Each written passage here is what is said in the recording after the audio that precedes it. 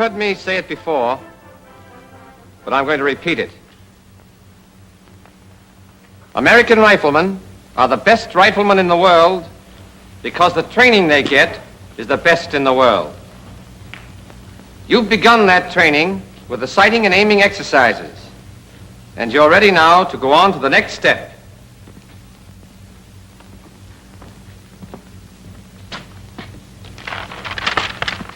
Position exercises. There are 4 firing positions. Prone, sitting, kneeling, and the standing or offhand position. You know, any old-timer can walk down the firing line and come pretty close to picking out the men who'll do the best shooting. There's nothing mysterious about it. He simply spots the men who've taken the best positions. Good positions mean good scores. Poor positions mean poor scores. It's as easy as that. But here's the thing to remember. We're not teaching you these positions so that you can riddle off a string of bullseyes on the target range. We're teaching you to kill your enemy before he can kill you. If you're going to survive on the battlefield, you've got to be able to shoot fast and straight from any position. You've got to be able to drop into that position instantly, automatically, without thinking about it. And it must be correct the first time. Take a good look at these positions. They look easy. But you're not going to find these positions easy at first because they make you use muscles you never knew you had. But don't worry about that.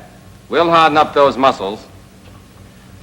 Your work in the position exercises also covers the use of the sling, holding your breath while aiming and aiming. We'll take up the sling first. Anyone here know the reason for the sling on the rifle? Carried with, sir? That's right. Any other reason? Peterson? Yes, sir. It's a big help in steadying the rifle. Check. That's the answer. Now let's see how we go about getting the effects of it. There are 2 ways to use the rifle sling. The first, like this, is called the loop sling. The other, called the hasty sling, is rarely used except in the standing position. And we'll show you how to adjust it when we come to that position. The loop sling is used in all other positions. Here's how to adjust it. Place the rifle butt on the right thigh and cradle it in the curve of your right arm so that you've got both hands free to adjust the sling. Unfasten the lower hook and refasten it near the butt swivel. This loosens the lower loop. Unfasten the upper hook and refasten it so that the upper loop hangs down to about the pistol grip. But it may need further adjustment. The correct place for the upper hook depends on the man. You'll get your fit by trying it out. After your instructor is satisfied you have the right pair of holes, mark them so that you'll find them at a glance. Twist the sling 1/2 turn to the left and insert the left hand through the upper loop from right to left. Slide the loop well up your left arm. Leave the loose end free and use both hands to work the upper hook and the first keeper down close against your arm. Then pull down the second keeper against the upper hook. This locks the upper loop in place against your arm and keeps it from slipping. You can't shoot with a loose loop sliding down your arm.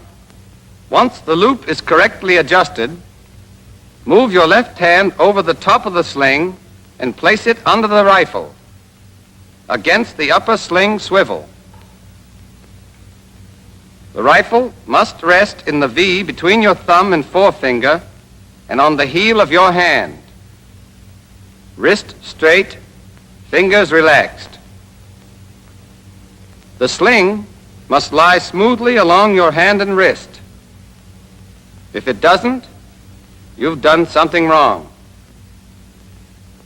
This is the way you hold the rifle. Now let's go over the loop sling adjustment once more. Place the butt on your right thigh, cradle the rifle in your right arm, unfasten the lower hook, refasten it near the butt swivel, twist the sling a half turn to the left, insert your left arm through the upper loop from right to left, pull the loop well up your arm,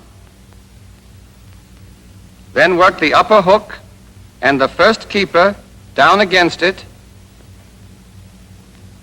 and pull down the second keeper to lock the upper loop.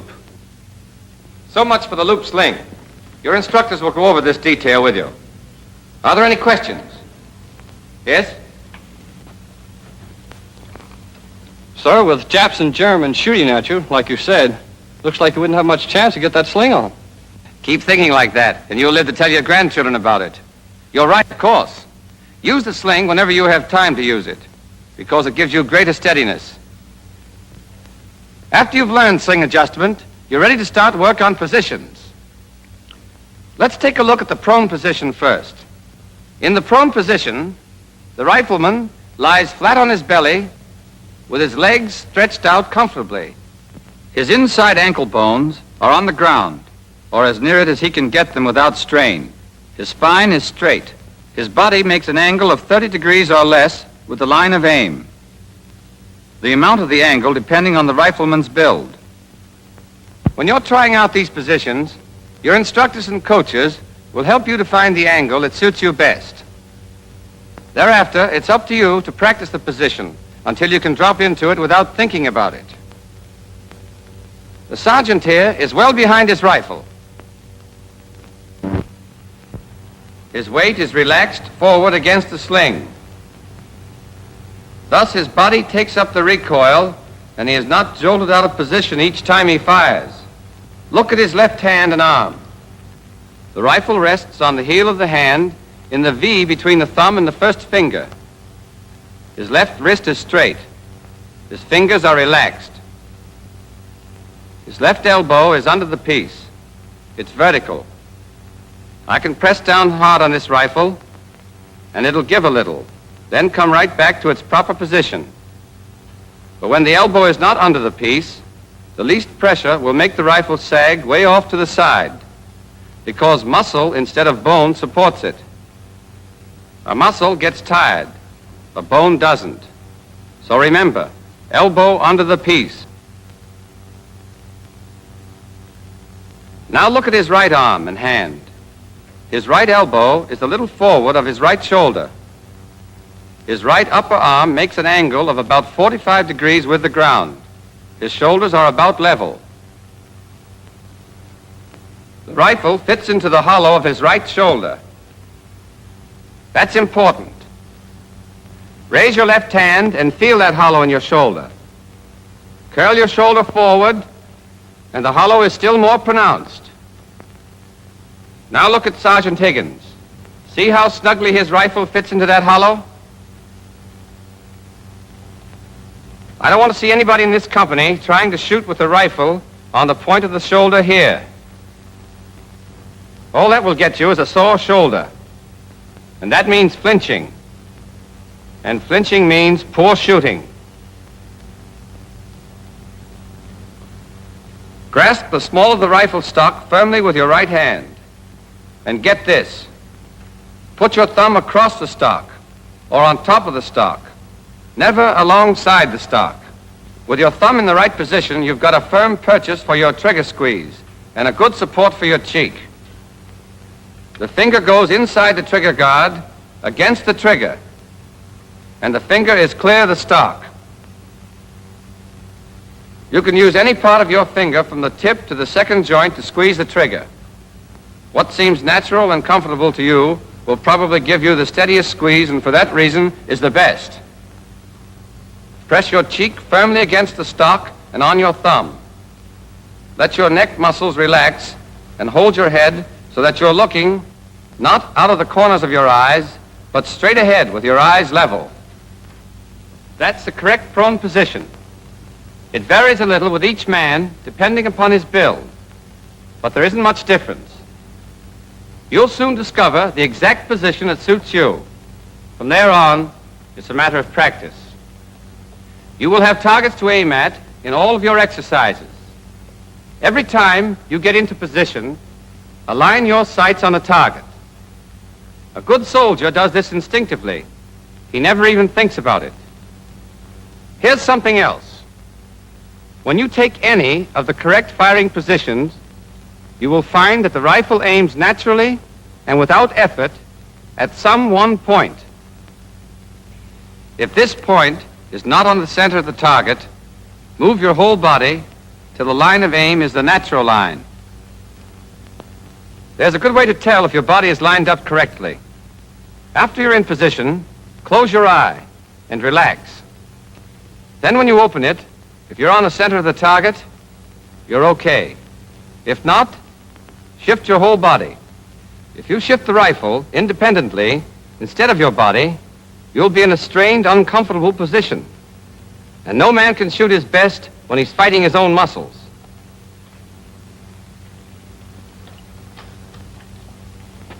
These men are demonstrating some of the things not to do, but they are common errors. Let's take a look at this first man.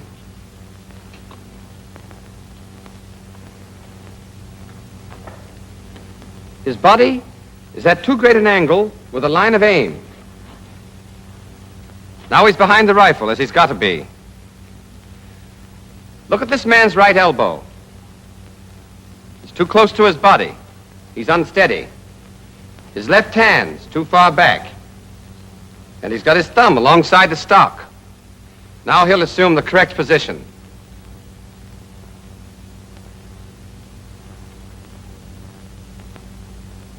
This man's left elbow is not under the piece.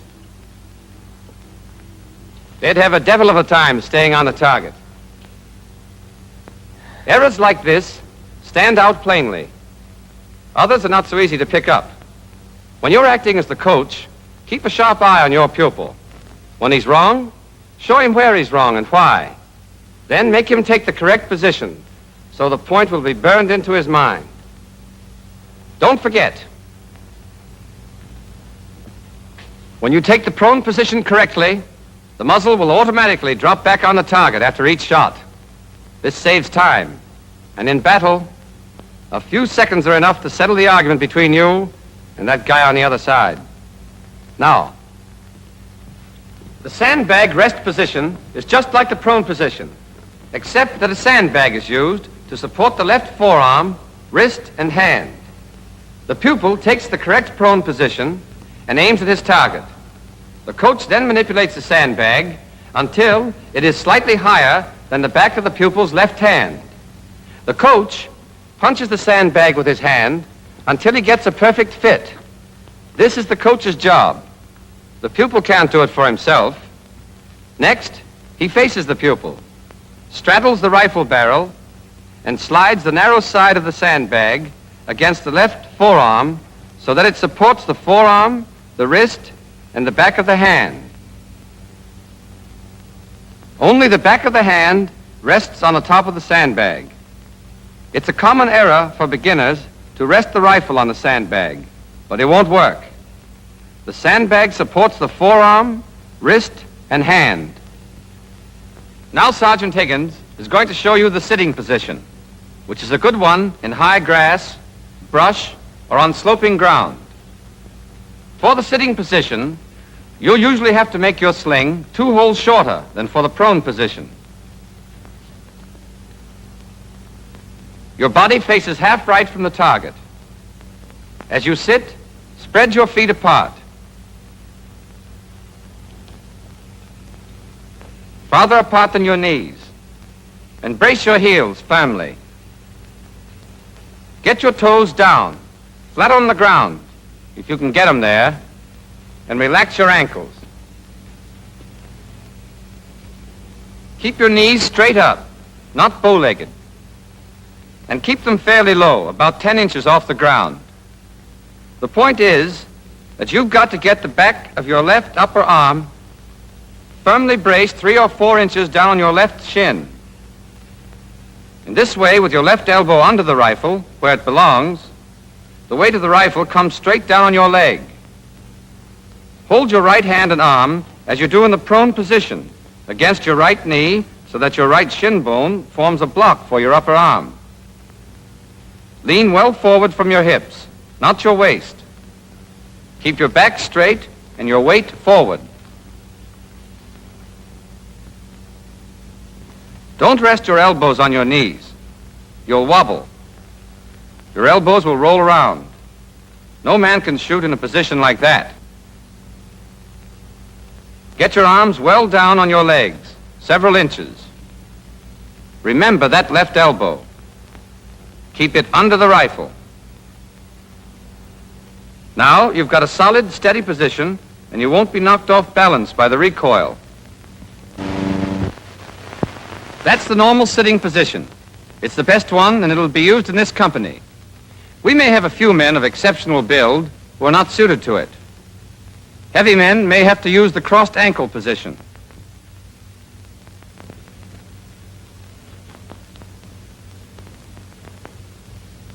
And men with exceptionally long legs may have to take the crossed leg position.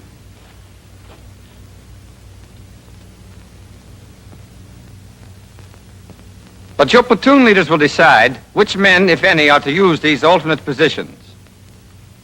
Now, if there are no questions, we'll go on to the kneeling position. Your sling is usually the same length as for the sitting position.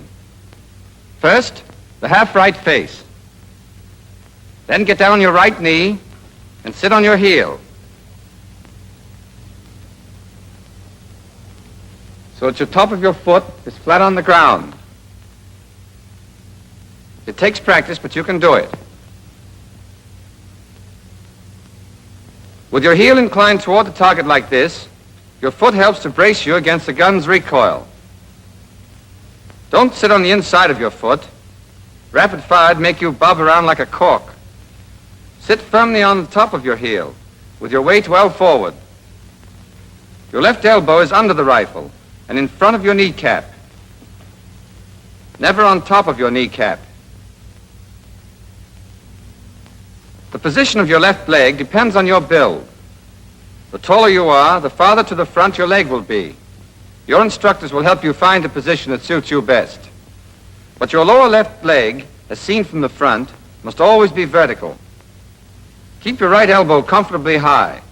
This makes a snug seat for the rifle in the hollow of your shoulder. If you drop your arm too far, the hollow disappears and the rifle butt tends to move out to the point of the shoulder. Another thing, the lower right leg forms a right angle with the line of aim. At first you'll find the kneeling position unsteady, but don't worry about it. It will never be as steady as the prone or the sitting position, but practice will strengthen your muscles and increase your steadiness. This brings us to the standing or offhand position and the hasty sling, which is rarely used except in this position. Let's start with the sling. First, loosen the lower loop. Twist the sling a half turn to the left. Hold the rifle with your left hand just back of the upper sling swivel, and your right hand at the small of the stock, with the thumb well over on the left side. Then swing the rifle so that the sling falls high on your upper arm. Let go of the rifle with your left hand, pass it under and over the sling, and re-grasp the rifle near the upper sling swivel. The sling now lies smoothly along the arm and hand. It holds the left upper arm and stretches tightly across the chest. That's where you get support, and you need all you can get in a standing position. Adjust your sling for a tight fit. Your instructors will help you. When you get it right, mark it. All right, Sergeant, let's see that again. Here's how to take the standing position. Face right until you're almost at a right angle to the line of aim. Place your feet about 1.5 feet apart. Keep your body erect and well balanced.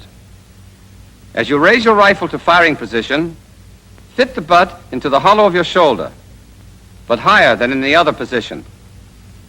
High enough so that part of it can be seen above your shoulder from the rear.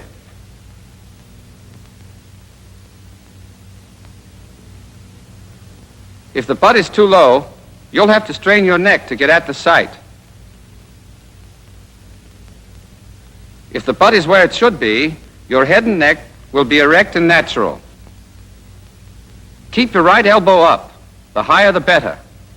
At first, you'll find this unnatural and uncomfortable, but practice will fix that, and it gives you the power of all those arm muscles to take up the weight of the rifle.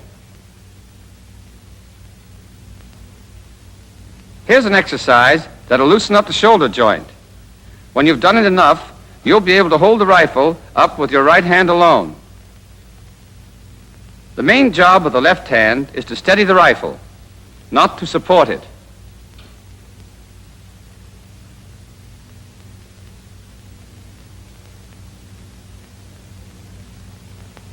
Keep your left elbow well under the rifle,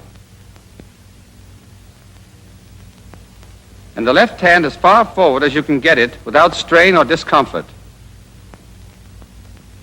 At best, the standing position is unsteady, but you have to use it on the range, and you have to use it in battle. So it's up to you to make the most of it, and that means plenty of practice. Nearly every recruit gets a brilliant idea of how to overcome this unsteadiness. He pulls his left arm back against his ribs, balances the rifle delicately on his thumb and 2 fingers, and blazes away. But that doesn't work, does it, Sergeant Higgins? No, sir. There's only one right way to hold the rifle in the standing position, and the sergeant is showing it to you right now.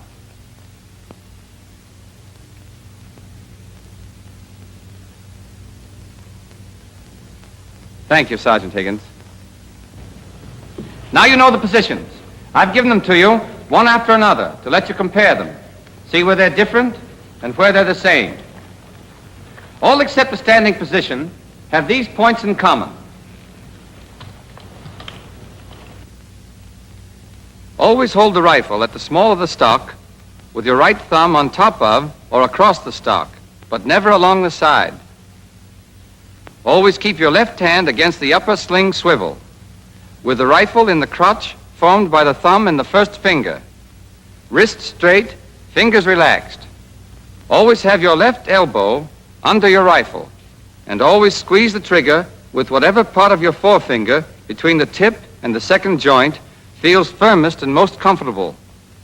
Always press your cheek firmly against the stock, and hold the butt of the gun in the hollow of the shoulder. In the standing position only, your left hand need not be against the upper sling swivel. Put it as far forward as you can comfortably. And your left elbow doesn't have to be directly under the rifle. Make these habits automatic, and they'll save you time and help you get a well-aimed shot off in a hurry. In these position exercises, of course, you don't squeeze a trigger. That comes later. But as soon as you're in any of the firing positions, you must hold your breath and aim. You do this in dry shooting, and you do it in actual firing. We'll show you the right way to hold your breath and still be comfortable. Take an ordinary breath, then let a little out. Then hold the rest of that breath while you aim and fire. To keep the air in your lungs during aiming, close your throat by swallowing. But don't hold your breath too long. If you do, your muscles will get tense, and your eyes will blur, and you'll get wobbly. When this happens, relax for a moment and start over again. But don't think you can practically hold your breath. You either hold it or you don't. And while you're aiming and squeezing the trigger, you've got to hold your breath. Whenever you practice any of these position exercises, always check your position carefully. Close your eyes and then open them and see if you're on the center of the target. You must always have a target. Then hold your breath and aim. When you're coach, check your pupil carefully for all these points. Helps them. And it helps you, too. You learn from your pupil's mistakes. You know, it's a soldier's skill that brings him through a battle alive. And the degree of skill you attain as a soldier depends entirely on you. You've got to master not just one firing position, but all four. The enemy isn't going to give you a chance to choose the one you like best. You may be standing in a foxhole with your elbows on the parapet, or behind a tree, or a wall, kneeling in a shell hole, or heavy undergrowth, sitting in a sniper's post, or in a field, or you may be prone in a ditch, or out in the open. That's why we teach you the four firing positions and drill you in them until they become second nature, to get you ready for the tough spots. There'll be plenty of tough spots. And when you get into one, your whole job will be to get your shots off fast and hit what you're shooting at. So work on the firing positions now while you can. Later on, you'll be mighty glad you did, because you'll get your enemy before he gets you.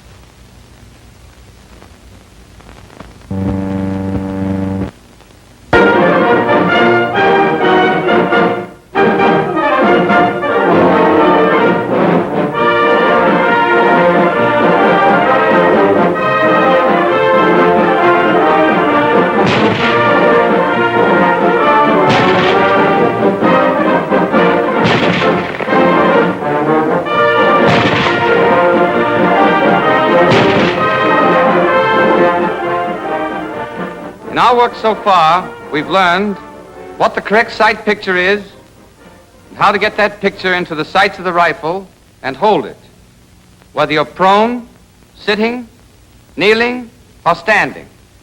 Today, we take up the most important thing in rifle marksmanship, the trigger squeeze.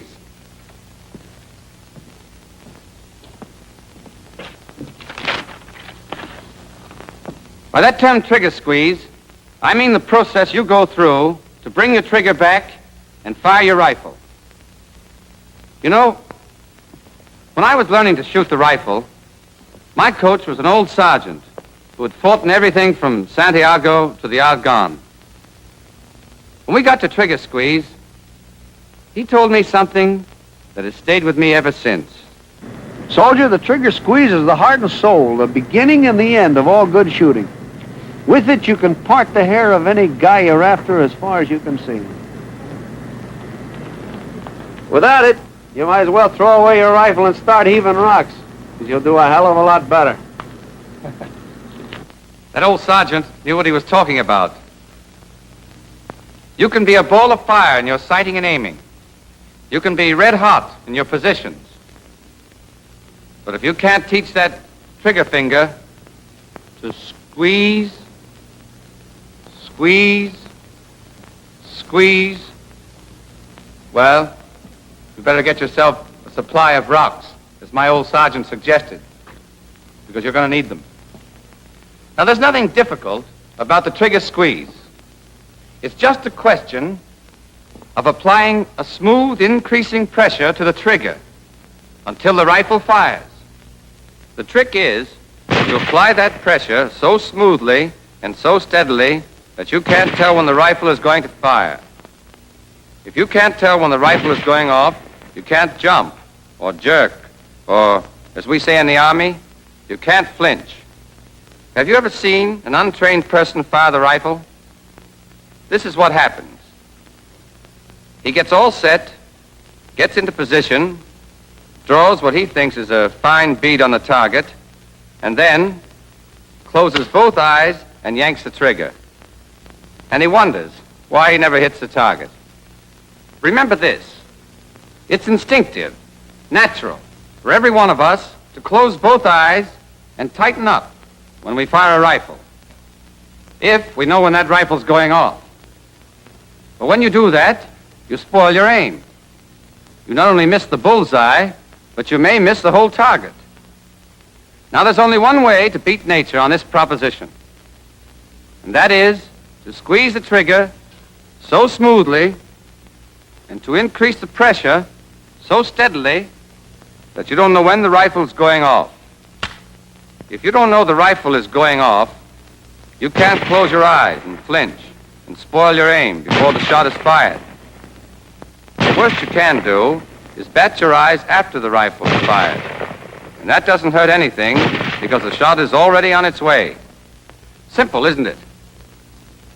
Now let's see exactly how you go about learning this trick in your dry shooting. You practice the trigger squeeze in all positions, but you start out in the prone position with a sandbag because that's the steadiest, and it lets you concentrate on the sight picture and squeeze until you get the hang of it. First, you take the prone position and adjust yourself until the rifle points at the target without effort.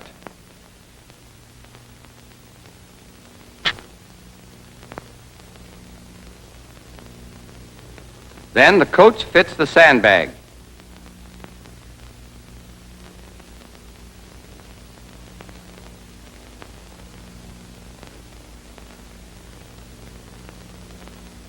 The coach takes his position and the exercise begins. Cock your rifle, hold your breath and aim. When you get the correct sight picture, take up the slack. By trigger slack, we mean the play between the trigger's forward point and the point where you first feel resistance. Take it up decisively.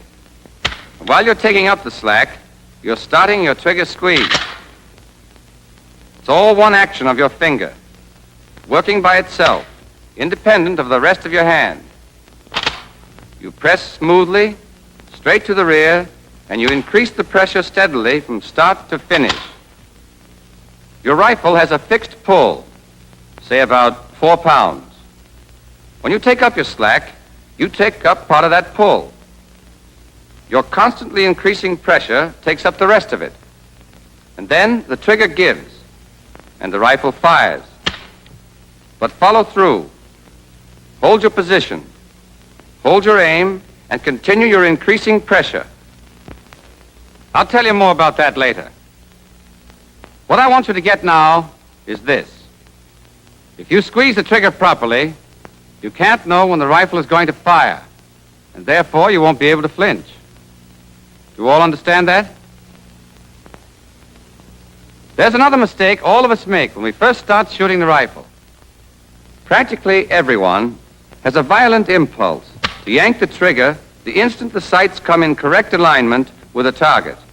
The beginner is tempted, particularly in the kneeling and standing positions, where the unsteadiness is marked. Your sights move a little, side to side, up and down. Finally, they come to bear exactly on the bull's eye. So, at that instant, you jerk the trigger. And this is what happens. You literally jerk your rifle clear off the target.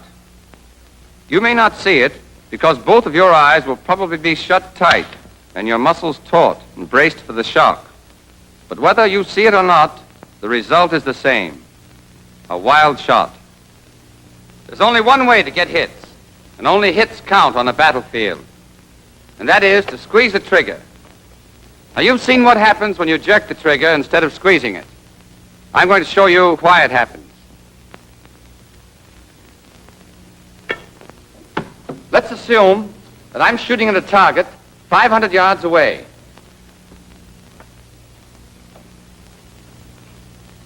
I've got my sights lined up on the left edge of the bullseye. Since the range is 500, I would be using a B target with a 20-inch bullseye. If I fired now, I'd hit the left edge of the black. Now I'm going to move the rifle 20 inches to the right. And let's assume that I've moved the butt and the muzzle exactly the same distance. In other words, my line of aim now is exactly parallel to my line of aim before I moved the rifle. If I'd fired then, I would have creased the left edge of the bull. Who can tell me where I'd hit if I fire now? Williams? It increased the right edge of the bull, sir. Right. Do you all understand that? I can move this rifle back and forth 20 inches. And if I fired it anywhere within that space, I'd still get a bullseye as long as I kept my lines of aim parallel. I move the rifle 10 inches to the left again, still keeping my parallel line of aim. If I fired it now, I'd hit the bullseye dead center. But now watch this. I'm going to keep the butt in place and move the muzzle of the rifle just 1 inch. The butt stays the same as it is. I've moved the muzzle only 1 inch. If I fired now, where would it hit? Norton? It would go off to one side, sir. I don't know just where it would hit. Neither do I know just where it would hit. But I can tell you this. It would miss the center of the bullseye by about 35 feet. Get that, 35 feet. The point is, when you jerk the trigger, you twist the rifle off the line of aim. When your sights are on the target, you can move your whole rifle from side to side the width of the bullseye and still hit it, if the rifle always stays parallel to the line of aim. But if the butt of the rifle remains stationary and you jerk the muzzle off to one side as much as 1 inch, your bullet will miss the target by about 15 feet at 200 yards, by 21 feet at 300 yards, or by 35 feet at 500 yards. A half-inch movement of the muzzle means a miss by 17 or 18 feet at 500 yards. A quarter-inch movement will cause a miss by 8 or 9 feet. And even a movement as small as a 1/16 of an inch may make you miss the bullseye. That's why it's so important to take the correct position, so that your rifle and your whole body aim directly at the bullseye. Then, when you squeeze the trigger so smoothly that you don't know when the rifle's going off, the strike of your bullets will be changed only by the natural parallel movements of your body, and your shots will be good. The unsteadiness caused by the natural movements of your body does not seriously affect the aim if you squeeze the trigger correctly. Okay, let's see if you got the point so far.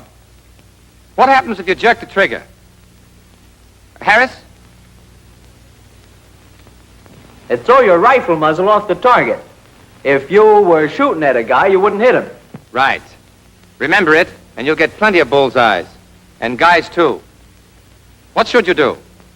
Karinsky? Sir, you should squeeze the trigger so that you won't know when the rifle will go off. Good. Tell me when to squeeze it. O'Neill. You take your position, you hold your breath, you aim, you take up your slack, and then you pull the trigger. Do you pause after you've taken up your trigger slack before you begin to squeeze it? Austin? No, sir. Taking up on the slack starts you on the squeeze. Right. And you go on steadily applying pressure until the hammer falls. Do you flinch and spoil your aim if you squeeze the trigger properly? Marshall? No, sir. Why not? Because you don't know when the rifle's going off. Check. Here's all there is to it. Every time you squeeze the trigger, be sure to do these things. Apply a steadily increasing pressure and continue smoothly until the rifle is fired. I know this seems easy. It is, but it must be practiced over and over. You must develop the habit of thinking only of the sight picture. You must practice until the trigger finger works independently, as if it had a mind of its own. Are there any questions? Sir, How much time should you take to squeeze the trigger? The expert takes about 2 seconds to fire a well-aimed shot. He can do this because he knows his job so well that the whole procedure is almost automatic. Speed comes with practice, and he follows through. Here's what we mean by follow through. After the hammer falls, go right on for an instant doing what you were doing. Hold your breath and aim and apply your steadily increasing pressure on the trigger. This helps overcome the natural tendency to let go, which disturbs the sight alignment. All right. We've shown you how to squeeze the trigger and follow through. And we have a neat little way of checking up on you. With each shot, we have you call out where you think the bullet is going to hit. This is calling the shot. And you do it the instant after the shot is fired. It's a cinch to call your shots if you're squeezing the trigger properly. For then your eye is open, and you can see where your sights are aligned when the rifle fires. Of course, if you jerk the trigger or close your eyes and flinch, you won't be able to call your shot because you won't know where your sights are aligned when the rifle went off. The point is that only the man who squeezes the trigger properly can tell where his shot should hit.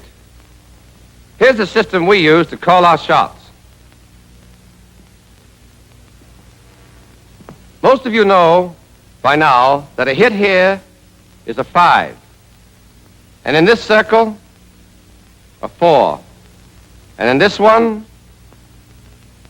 a 3. Anywhere else on the target is a 2. A miss is a 0. Now, every time you fire a shot, imagine a large vertical clock face on your target with a bullseye in the center. This gives you a simple system of calling your shots. For example, suppose at the instant your rifle goes off, you see your sights aligned so that the bullet will hit here. Then you will call your shot a 4 at 12 o'clock because it's in the 4 circle and in the direction of 12 o'clock. A hit here would be a 3 at 7 o'clock. Here, a 2 at 2 o'clock. And here, a 4 at 11. And here, a pinwheel 5. On the range, you call your shots at slow fire. You and the coach compare the called shot with the actual shot to see if you know where you are aiming when the piece is fired. In dry shooting, there's no way to check whether or not you call your shots correctly, but it's to your advantage to do so. It helps you to develop the habit of concentrating on the sight picture and forgetting the trigger finger. It helps you to develop the habit to call the shot, as you'll do on the range. Now, in the trigger squeeze exercise, as in all the others, the coach must check every step. He sees that the sights are properly blackened and the sling correctly adjusted. He checks the pupil's position. If it's wrong, he tells him why and corrects it.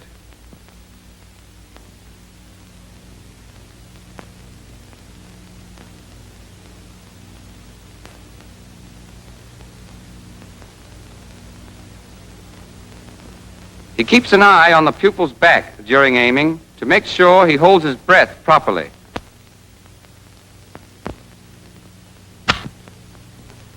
He sees that the pupil takes up the slack and squeezes the trigger properly. He watches his eye to make sure he does not blink. When the pupil is actually firing the rifle, you can chalk up a flinch for him any time you see his eye close. The flincher closes his eye just before the explosion. Therefore, you can see it. If he doesn't flinch, you won't see his eye close because your eyes and his will close involuntarily at the sound of the explosion. Are there any questions about anything we've covered today? Okay. You're going to hear these things over and over again from your coaches, your squad leaders, your platoon leaders, and me. You're going to hear them and practice them until they become so much a part of you that you couldn't forget them if you wanted to. If you acquire these correct habits in your preparatory work, you'll find that the actual firing on the range is as simple as shooting fish in the kitchen sink. To be a good shot, you must dry shoot or squeeze off 100 or more shots for every round fired, and with as much care. Remember, skill in squeezing the trigger correctly is the best life insurance you can get.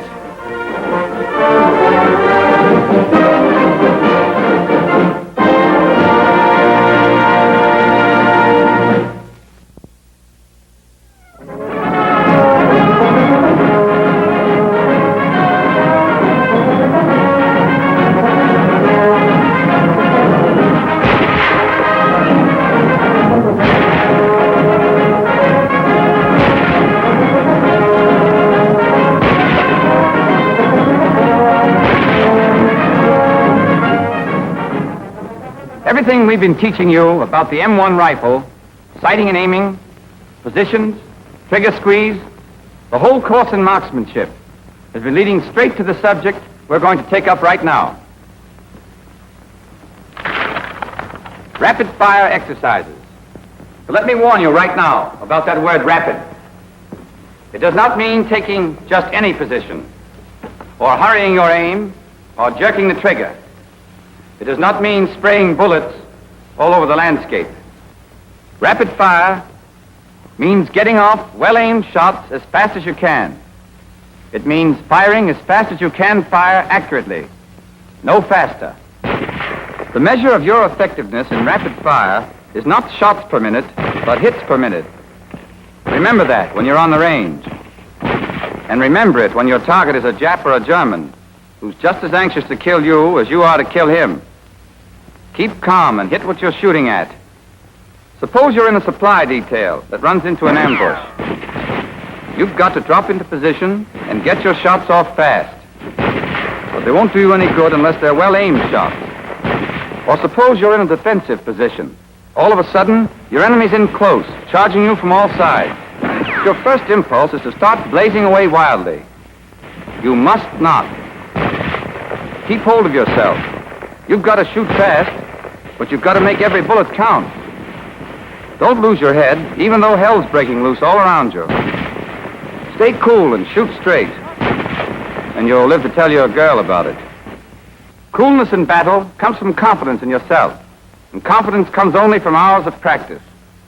Slow fire and rapid fire, over and over, with a stopwatch looking over your shoulder. We teach rapid fire in 3 positions. In the prone position, and in the sitting position, which are the best, and the kneeling position. The kneeling position is none too steady, but there are times when it comes in handy, and you'd better be ready for just about anything. We don't teach rapid fire in the standing position, however. It's not worth it. In the standing position, you're not properly balanced for accurate aiming at high speed. The first thing you've got to learn in rapid fire exercises is getting into the right firing position in a hurry. You're allowed to choose the position you're going to take and to mark it. For the prone position, drop to the ground, get set, and line up your sights on the target.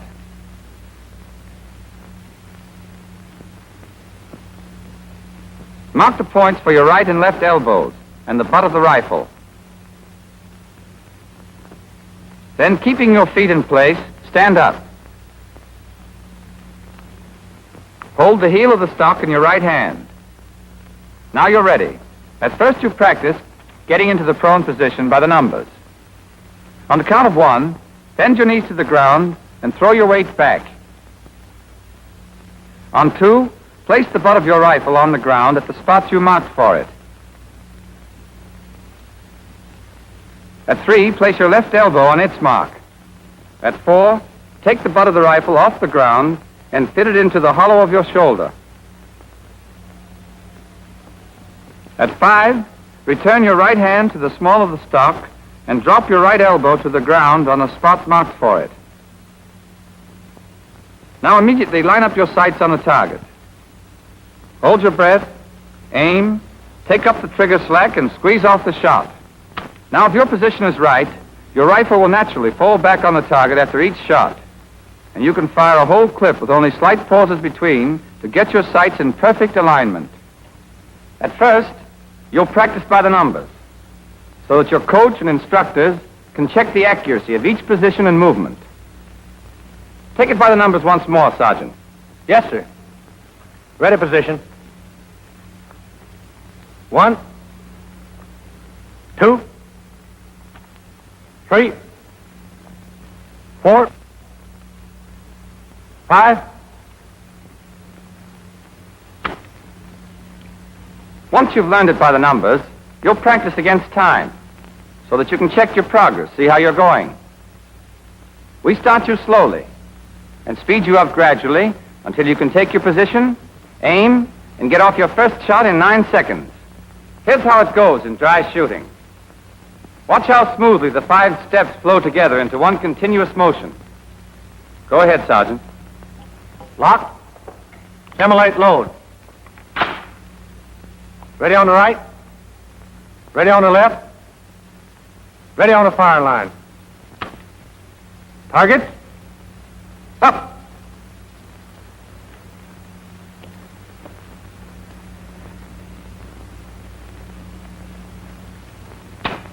Time. 9 seconds doesn't sound like much time, but you've just seen that it's plenty for an experienced man. It won't be long before you'll melt smoothly into your prone position with seconds to spare to squeeze off your first shot. Naturally, the faster you get into a good position, the more time you've got to aim and fire. So, slip into position, and then take your time to get an accurate aim and a careful squeeze on that trigger. A near miss in 7 or 8 seconds is no good. What you want is a bullseye in 9 seconds. Try to get a smooth flow in every movement as you drop to the ground. Think of how it would look if every move were made very slowly. Targets. Up. 1, 2, 3, 4, 5. Now hold your breath and take a careful aim. 6, 7. Squeeze slowly and steadily on that trigger. 8. Time.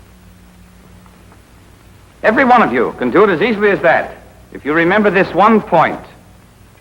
Do it as fast as you can do it right. Never hurry your aim or your trigger squeeze. Now for the sitting position. First, take the correct position and try it out to be sure the rifle points naturally at the target.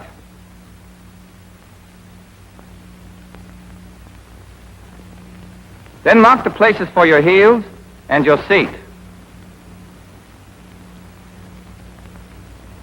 Stand up in the marks for your heels. At the command, targets up, drop quickly on the spot marked for your seat, breaking the fall with your right hand.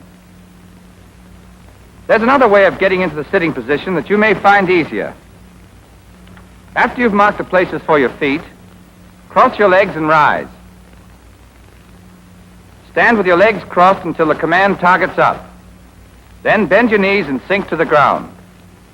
This is quicker than the other method, but it forces you to take your eyes off the target while you set your feet in the places marked for them. Otherwise, the action is the same. Place your left elbow. Hit the rifle butt into the hollow of your shoulder and complete your firing position. Hold your breath, aim, and squeeze off the shot. With practice, you'll be able to go from the ready to the sitting position and get off your first aim shot in 7 seconds. Sergeant, let's see that against time. Lock. Simulate load. Ready on the right. Ready on the left. Ready on the firing line. Target. Up.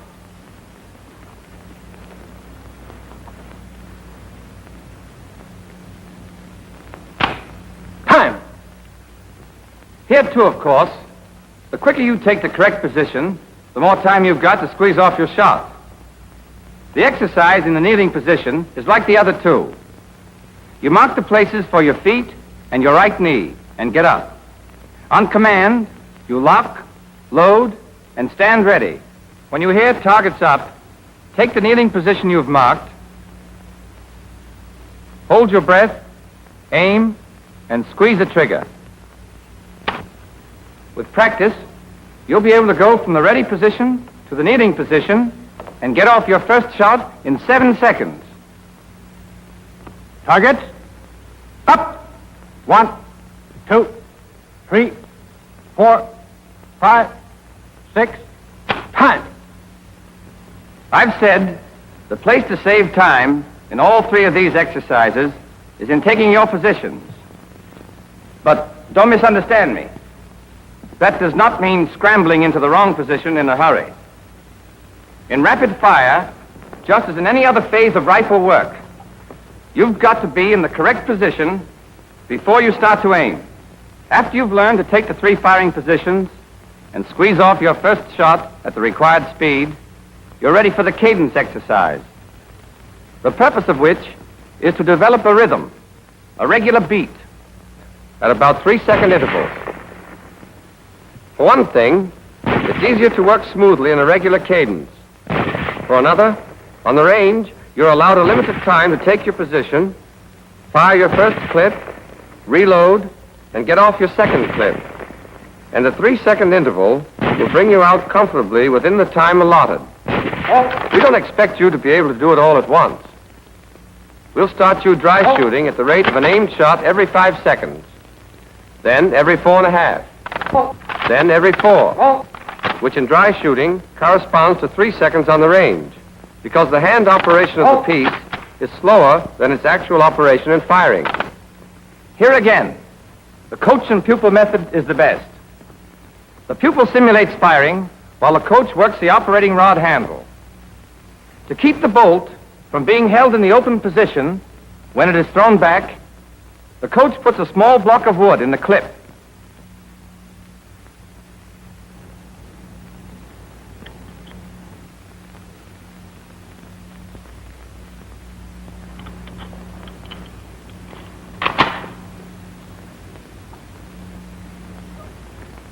There are several other ways to get the same result.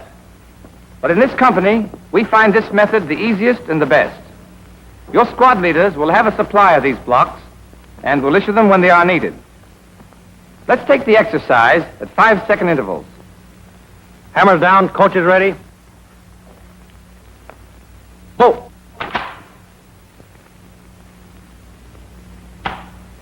Bolt. Bolt. Bolt.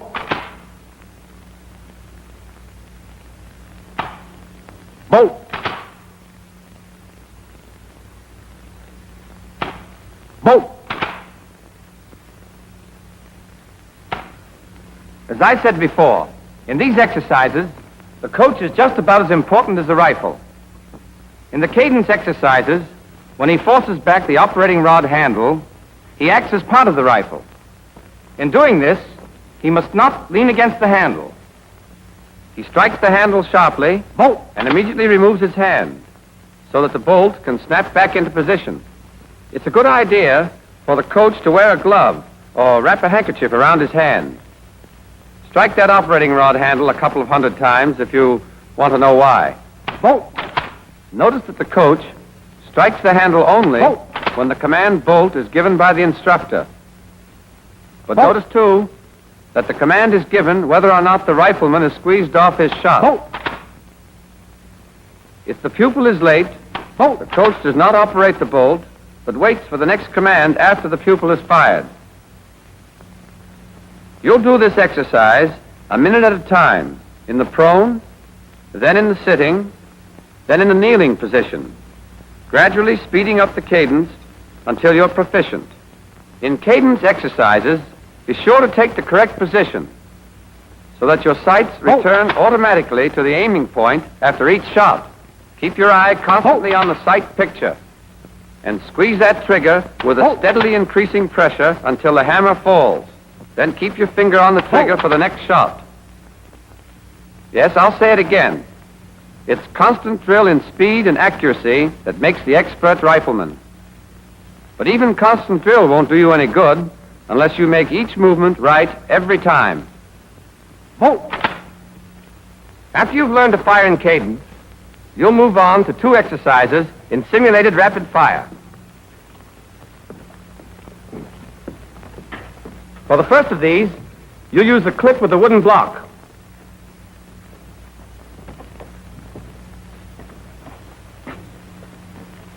On the command targets up, you'll go from standing to the prone position and squeeze off your first shot in 9 seconds.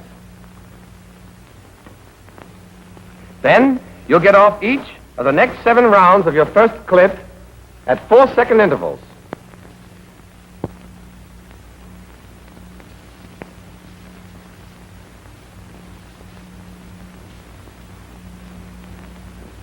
But there won't be anybody to call off these intervals for you.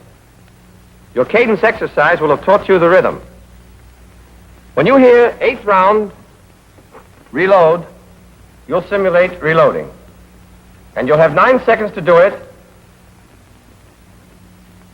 and squeeze off your 9th shot. Once again, 4 seconds each for the next 7 rounds.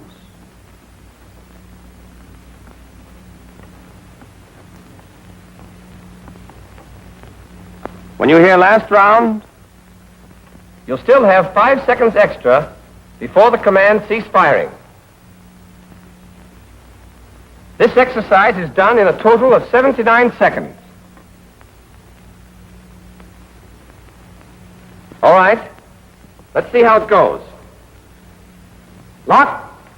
Simulate load. Ready on the right. Ready on the left. Ready on the fire line. Targets. Up.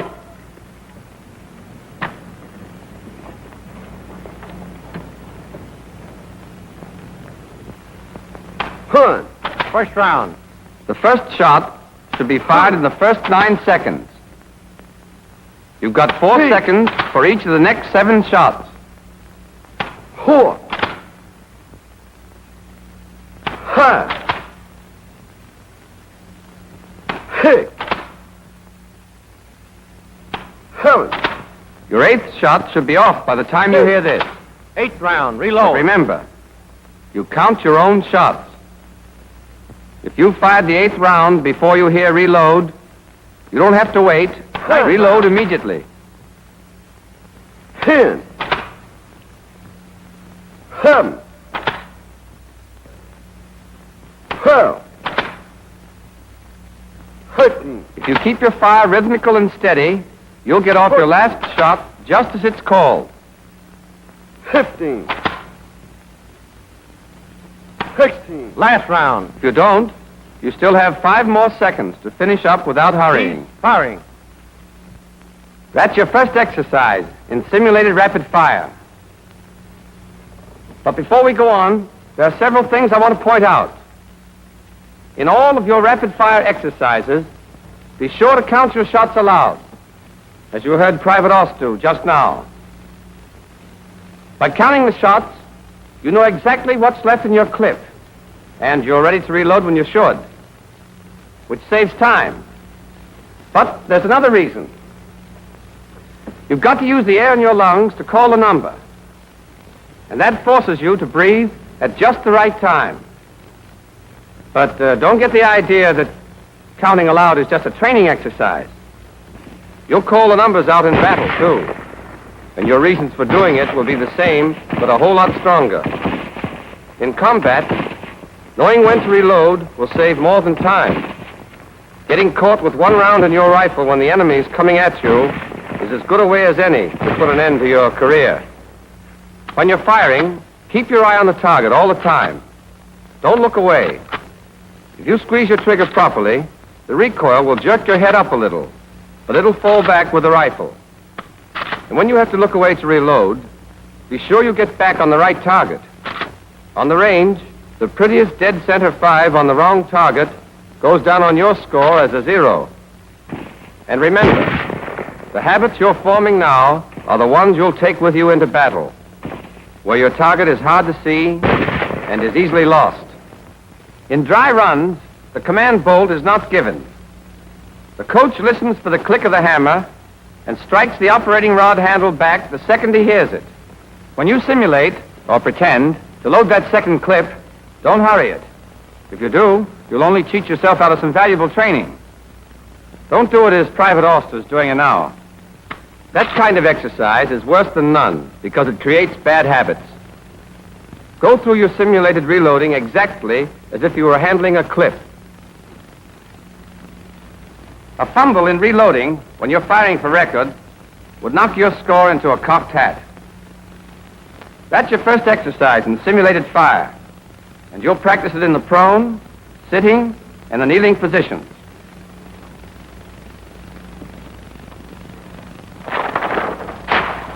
You're allowed a total of 79 seconds for the prone exercise, but only 74 seconds for the sitting and kneeling. 7 seconds instead of 9 to take the position and fire the first round. 8 seconds instead of 9 to reload. And 3 seconds extra instead of 5 at the end. Except for the positions and time, the sitting and kneeling exercises are exactly like the prone. The purpose is to teach you to keep the proper cadence, even though no one is calling bolt. Once you've learned this, you'll repeat the series using dummy rounds and no wooden block. The timing is the same, and the performance is the same.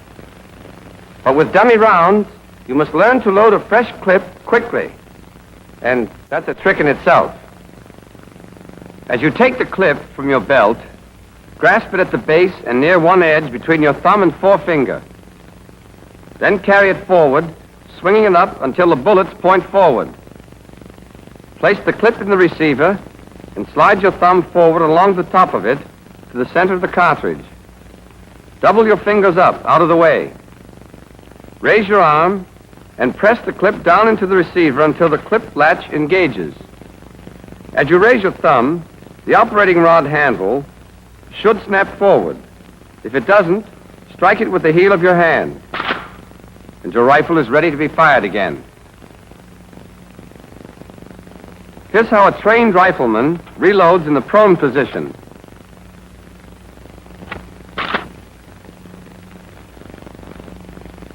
In the sitting position,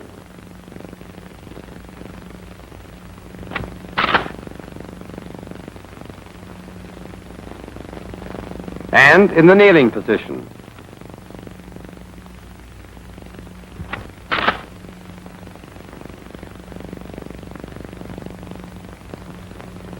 When you first do these exercises, you'll feel that 79 and 74 seconds are going to rush you.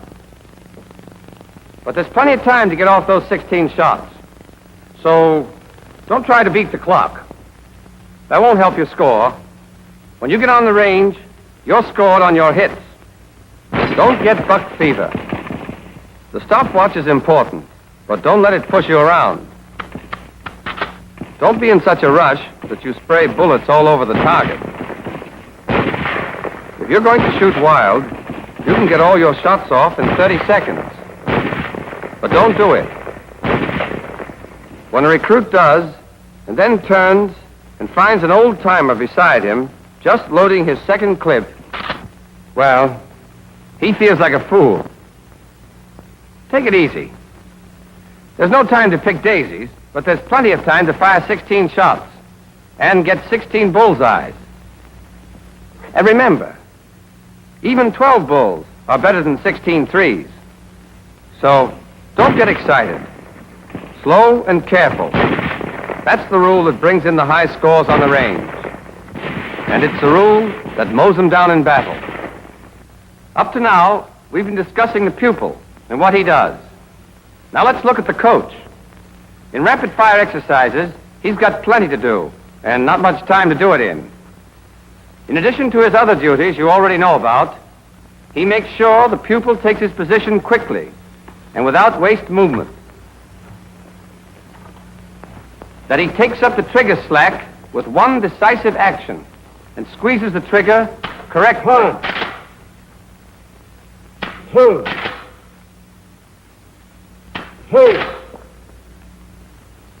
4. That he breathes after each shot.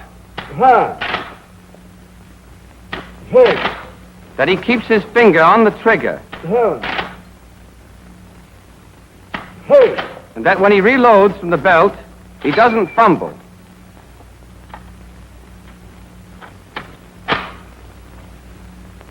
The moment the hammer falls, the coach throws the operating rod handle back sharply and gets his hand out of the way. 10, In rapid fire, the coach is the key man. He's got to know his stuff 12, and keep his eyes open. If 13, he's on the job, he can help his pupil a lot, 14, and himself even more. 15, 16. Any questions on rapid fire? All right, let's sum up. Rapid fire is slow fire speeded up a little. In rapid fire, just as in slow fire, you take the right position, hold your breath, and aim properly, and squeeze your trigger smoothly, even if you take a little longer than you should. Speed? Yes. We count the seconds you take, and we work you against the stopwatch. But speed is worse than useless unless you do everything right every time you do it. Take it slowly at first, and make every movement exactly as you should. Speed will come of itself. And it won't be long before the right way is the natural way for you. The only way.